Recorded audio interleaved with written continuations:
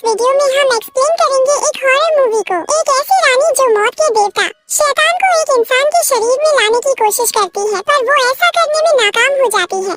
अब हजारों साल बाद वो फिर से जिंदा हो जाती है और अपने अधूरे काम को पूरा करती है। तो चलिए वीडियो शुरू करते हैं। दोस्तों, आगे बढ़ने से पहले आपसे एक छोटी सी रिक्वेस्ट है कि वीडियो को अंत तक देखें और लाइक और चैनल को सब्सक्राइब जरूर करें। मूवी की कहानी शुरू होती है और हम साल 1125 इंग्लैंड के समय को देखते हैं, जहाँ कुछ लोग एक फादर को कब्र में दफन कर रहे होते हैं और उस कब्र में हम एक लाल पत्थर को देखते हैं जो कि उस फादर के साथ दफन किया जा रहा था। सीन शिफ्ट होता है और अब हमें वर्तमान समय दिखाया जाता है, जहां इंग्लैंड में जमीन के नीचे सुरंग बनाने के लिए खुदाई का काम चल रहा है। खुदाई करते वक्त वो एक मकबरे को देखते हैं जहां ढेर सारे ताबूत मिलते हैं। उन ताबूतों के पास एक दीवार पर कुछ लिखा हुआ होता है। ये खबर टीवी पर भी आ जाती है। ये खबर सुनकर एक आदमी अपने कुछ लोगों के साथ उस सुरंग के अंदर आ जाता है।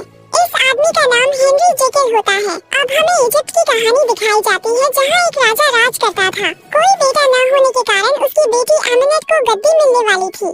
आमिनत एक खूबसूरत, चालाक और बेरहम लड़की थी। आमिनत इस बात से बेहद खुश थी कि राजगद्दी उसे मिलने वाली है। कुछ दिन बाद राजा की दूसरी रानी को एक बेटा पैदा होता है और अब उसे ही राजगद्दी मिलने वाली थी। आमिनत हर हाल में इजिप्ट पर राज करना चाहती थी, इसलिए वो मौत के देवता सेट से एक समझौता करती है। आमिनत को शक्तियों के बदले में मौत के देवता को एक इंसानी शरीर में लाना होगा। इस काम को पूरा करने के लिए मौत का देवता आमिनत को एक कटार देता है जिसमें एक लाल पत्थर जड़ा हुआ था। आमिनत जैसे ही इस कटार को अपने हाथों में लेती है, उसे शैतानी शक्तियाँ प्राप्त हो जाती है और उसके पूरे शरीर पर कुछ निशान आ जाते हैं। आमिनत सबसे पहले राजा को मारती है और उसके बाद उसके बेटे और पत्नी को।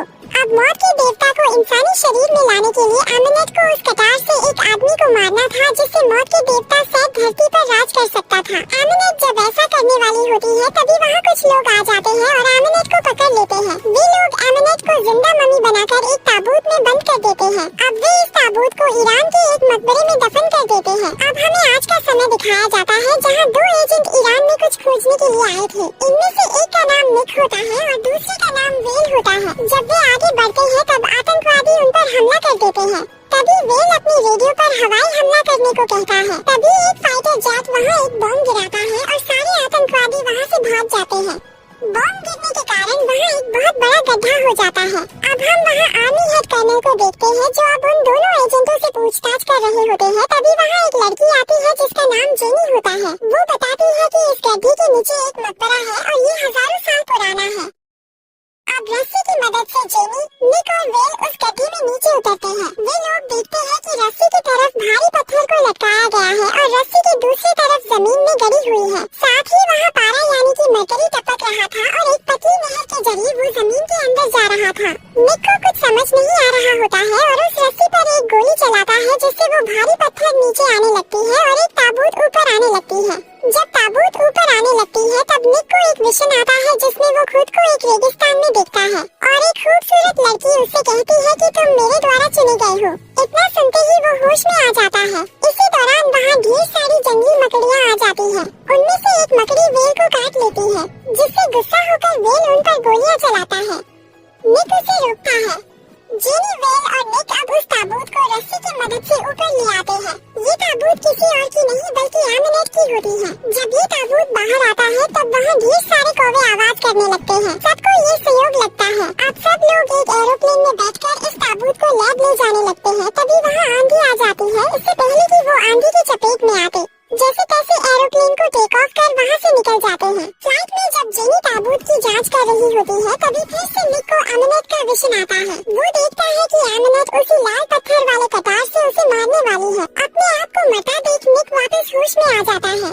वेल, जिसे मकड़ी ने काटा होता है, उसकी मौत हो जाती है और अब वो आमिनत के काबू में था और ताबूत के पास आकर उसे खोलने की कोशिश कर रहा था। कर्नल उसे ऐसा करने से रोकता है। तब वेल कर्नल पर चाकू से हमला कर देता है, जिससे कर्नल की मौत हो जाती है। कर्नल को मारने के बाद वो जेनी की तरफ बढ़ता है। निक एक बंदूक से 3 गोलियां वेल पर चलाता है, जिससे वेल वहीं गिर जाता है। वेल के गिरते ही हवाई जहाज के इंजन काम करना बंद कर देते हैं और एक एक कर टूटने लगते हैं। हवाई जहाज के सामने ढेर सारे कौवे आकर हवाई जहाज के शीशे से टकराने लगते हैं, जिससे हवाई जहाज का शीशा टूट जाता है और हवा के दबाव के कारण प्लेन नीचे गिरने लगता है। निक जेनी को एक पैराशूट से हवा में उड़ा देता है, पर खुद प्लेन के साथ नीचे गिर जाता है। लाशों की पहचान के लिए जेनी को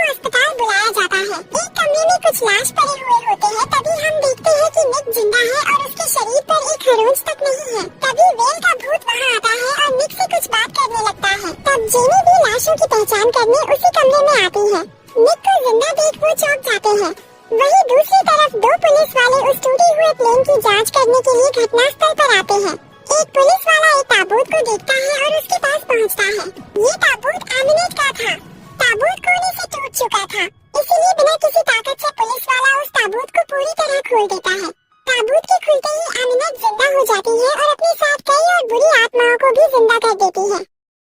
इधर निक और जेनी एक वाइन शॉप में जाते हैं। जब निक जेनी से बात कर रहा होता है तब वेल उसे बाथरूम में बुलाता है।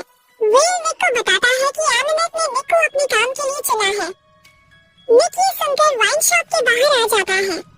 अब उसे फिर से विशन आता है कि एमिनेट उस पर हमला कर रही है। इन सब बातों से परेशान होकर निक और जेनी उस जगह पहुंचते हैं जहां प्लेन गिरा था। ये एक चर्च था जो जंगलों के बीच था। दरअसल निक का ईरान में आना, गोली चलना, प्लेन का गिरना, ये सब एमिनेट की चाल थी। निक और जेनी जब चर्च में आते हैं तब एमिनेट निक को पकड़ लेती है और अपने कटार से उसे मारने ही वाली होती है। तभी वो देखती है कि कटार से लाल पत्थर गायब है। एमिनेट ये देखकर काफी गुस्सा हो जाती है और जेनी पर हमला करती है। तभी निक अपने आप को छुड़ाकर जेनी को बचाता है और एक गाड़ी में बैठकर यहाँ से निकलने लगता है। अब दोनों जंगल में जाने लगते हैं, पर कुछ देर गाड़ी चलाने के बाद वो फिर से चर्च के पास आ जाता है, जिससे हमें पता चलता है कि एमिनेट ने निक के दिमाग को काबू कर लिया है। निक और जेनी फिर से जंगलों में भागते हैं, जिन पर एमिनेट के लोग हमला करते हैं। इन लोगों से लड़ते लड़ते इनकी गाड़ी का एक्सीडेंट हो जाता है, जिसके कारण जेनी गाड़ी में फंस जाती है और निक गाड़ी के बाहर गिर जाता है। एमिनेट निक पर हमला करने के लिए आगे बढ़ती है, तभी कुछ लोग आते हैं और एमिनेट को बंदी बना लेते हैं। ये लोग डॉक्टर हेनरी के होते हैं। अब निक, जेनी और एमिनेट को डॉक्टर हेनरी के लैब में लाया जाता है। एमिनेट को जंजीरों से बांध रखा था और उसके शरीर के अंदर मरकरी डाला जा रहा था, जिसके कारण एमिनेट की शक्तियाँ कम हो रही थी। डॉक्टर हेनरी निक को एमिनेट के सामने ले जाता है। अब एमिनेट निक को सारी बातें बताती है। वो कहती है निक शापित है और पूरी धरती पर उसे ही चुना गया है मौत के देवता बनाने के लिए, और वो अपनी इस तकदीर को बदल नहीं सकता। दूसरी तरफ हम देखते हैं कि सुरंग के नीचे हेनरी के लोगों को वो लाल पत्थर मिल चुका है। ये बात एमिनेट को भी पता चल जाती है और अब वो यहाँ से निकलने के लिए अपनी जादुई शक्तियों का इस्तेमाल करती है। अपने मंत्रों से वो एक मकड़ी को बुलाती है। ये मकड़ी वहाँ पर काम कर रहे एक आदमी को अपने वश में कर लेती है और अब वो आदमी एक कुल्हाड़ी की मदद से वहाँ लगे मेन स्विच को तोड़ देता है, जिसके कारण एक शॉर्ट सर्किट हो जाता है। शॉर्ट सर्किट के कारण बिजली भी चली जाती है। इसी बात का फायदा उठाकर एमिनेट अपने आप को आजाद कर लेती है। निक को पकड़ने के लिए एमिनेट जोर से चिल्लाती है, जिसके कारण आसपास के शीशे टूटने लगते हैं और एक आंधी निक और जेनी के पीछे पड़ जाती है। धीरे धीरे ये आंधी पूरे शहर में फैल जाती है। हवा इतनी तेज थी कि एक बस जेनी से टकराने ही वाला होता है, पर निक जेनी को धकेल उस बस के अंदर आ जाता है। बस में उसे वेल मिलता है और उसे अपने साथ चलने को कहता है। वेल की बात मानकर निक उसके साथ जाने लगता है। अब एमिनेट उस सुरंग के पास पहुंच गई थी जहां वो लाल पत्थर था।